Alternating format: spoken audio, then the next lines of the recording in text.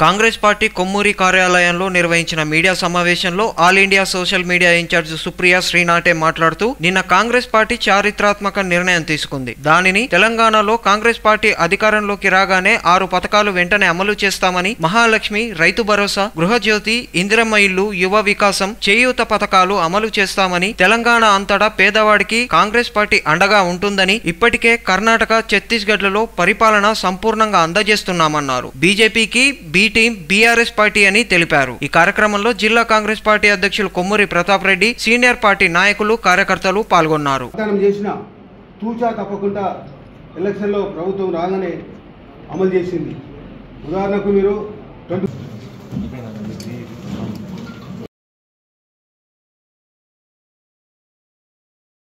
Committee पूरी मिली। तेलंगाना में हमारी पहली मीटिंग हुई नवनिर्वाचित कांग्रेस वर्किंग कमेटी की, नए अध्यक्ष खरगे जी की अध्यक्षता में।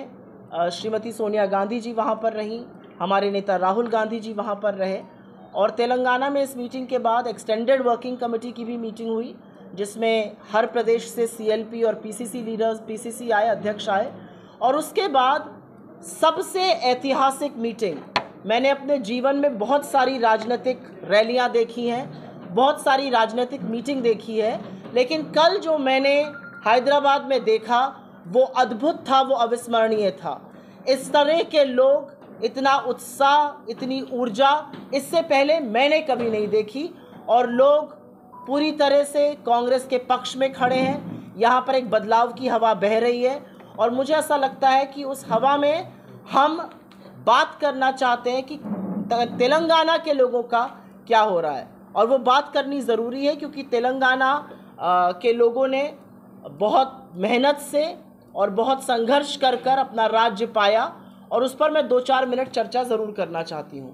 श्रीमती सोनिया गांधी जी कल वहाँ पे उपस्थित थी और ऐतिहासिक था क्योंकि सोनिया जी ने वादा किया था कि वो तेलंगाना राज्य देंगी, और हर व्यक्ति से लड़के, हर परिस्थिति से जूझकर उन्होंने ये सुनिश्चित किया। और कल राहुल जी ने भी कहा जब वो कुछ कह देती हैं तो फिर उसको करके दिखाती हैं। तेलंगाना बनाने का उन्होंने वादा किया था और उन्होंने तेलंगाना बनाकर अपना वो वादा पूरा किया। और उसके बाद कल लाखों लोगों के सामने उन्होंने कांग्रेस की कुछ गारंटियां रखी आने वाले चुनाव में, और उन गारंटियों के बारे में मैं पहले बात करूंगी, और वो गारंटियां ज़रूरी क्यों हैं इसके बारे में बात करूंगी। हमारी पहली गारंटी जो है वो महालक्ष्मी योजना है, क्योंकि हमें ऐसा लगता है कि महिलाओं के सशक्तिकरण के लिए यहाँ पर तमाम महिलाएं हैं, उनके हाथ में पैसा आना ज़रूरी है। 2500 रुपये, 2500 रुपये प्रति महीना महिलाओं को दिया जाएगा। ऐसी स्कीम हम कर्नाटक में आपके बगल में चला रहे हैं।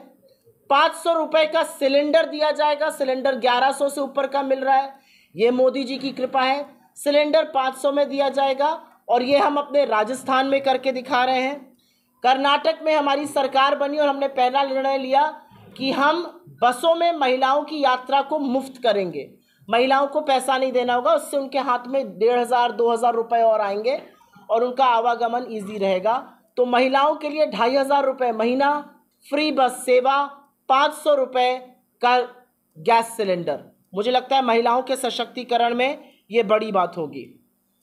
फिर रायतु भरोसा, ये ज़रूरी है क्योंकि तेलंगाना के ही नहीं, इस देश के किसान परेशान हैं, और ख़ास तौर से तेलंगाना के किसानों में एक शोक है, दिक्कत है, और उनके कर्ज़े नहीं माफ़ होते हैं।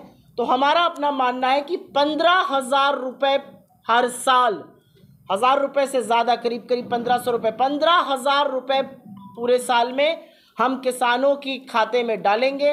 किसान के खाते में भी जो कि भूमि का मालिक है, और जो टेनेंट फार्मिंग भी करता है, जो किराए पर भी फार्मिंग करता है या जिसको अधिया कहते हैं उस पर भी करता है, उस पर भी हम 15,000 रुपये डालेंगे। 12,000 रुपये हम फार्म लेबर पे डालेंगे, और ये बहुत ज़रूरी है डालना। जो पीएम किसान सम्मान निधि है वो सिर्फ किसानों को मिलती है, लेकिन जिन किसानों के पास ज़मीन नहीं है, जो दूसरे खेती और किसानों के पास, दूसरे किसानों की भूमि पर लेबर का काम करते हैं, उनको कुछ नहीं मिलता है। तो उनके लिए 12,000 रुपये प्रति साल हम उसकी बात कर रहे हैं। हम 500 रुपये बोनस चावल की उपज पर देंगे। तो रैतु भरोसा जो हमारी योजना है वो किसानों को समर्पित है। 15,000 रुपये किसानों के लिए, 12,000 रुपये कृषि मजदूरों के लिए और 500 रुपये बोनस चावल की धान की पैदावार पर।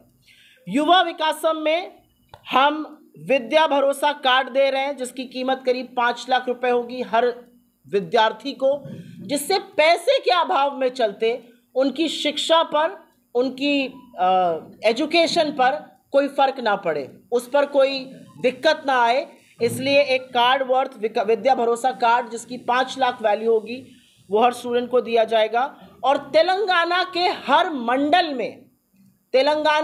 मंडल में हम तेलंगाना इंटरनेशनल स्कूल खोलेंगे, जिससे गरीबों के, मजदूरों के, किसानों के, गरीब आदमी का बच्चा भी अंग्रेजी की शिक्षा और जिस तरह से दुनिया पढ़ा रही है आजकल लोगों को, वो शिक्षा प्राप्त कर सके।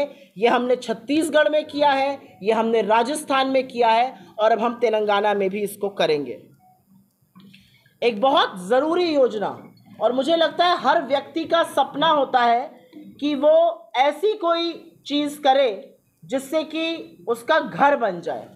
हर व्यक्ति का, आप अगर किसी छोटे से बच्चे से भी बात करें तो कहता है मैं बड़ा होकर घर बनाऊंगा। किसी युवा से बात करें वो कहता है नौकरी लग जाएगी मैं घर बनाऊंगा। एक बुजुर्ग का जो सपना होता है कि रिटायरमेंट की सेविंग से मैं घर बनाऊंगा। तो इंदिरा अम्मा इंदलू जो हमारी योजना है उसमें हम घर के लिए 5 लाख रुपए हर उस व्यक्ति को देंगे जिसके पास घर बनाने के लिए नहीं है और जिसने तेलंगाना राज्य बनने की लड़ाई लड़ी है, जो तेलंगाना राज्य के क्रांतिवीर हैं, उन लोगों को हम 250 स्क्वायर यार्ड ज़मीन भी देंगे। ये बड़ी योजना है, ये विश्व में कहीं नहीं है, ये किसी और राज्य में नहीं है।